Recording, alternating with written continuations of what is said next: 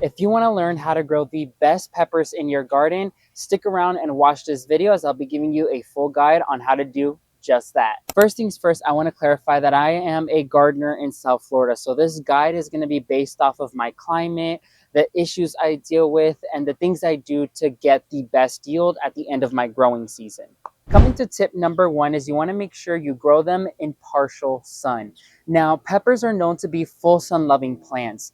However, since like I mentioned earlier, I'm in Florida, our sun is very hot and it could do serious damage. I plant mine in partial sun, so it only receives about 3 hours of direct sunlight every day. But if you live in a more colder zone, you could grow them in full sun as your temperature and climate will allow you to do so.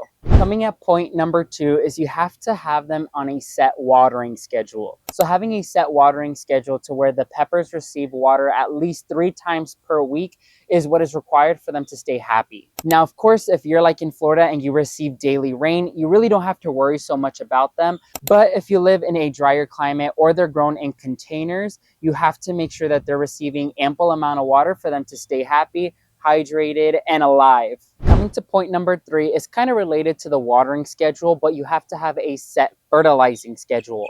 Any type of seasonal crop like tomatoes, peppers, squash, anything like that, they only have a time period or a season where they're at their prime and producing for you. So keeping them on a constant feeding schedule allows them to stay happy and allows them to continue producing, at least for our case here in Florida. But if you're in another climate where peppers are considered annual crops, you have to feed them when you plant them and about once a month up until your season has ended. I always feed my plants with organic matter, so earthworm castings or homemade compost is what I would recommend. Coming to point number four is to stay vigilant.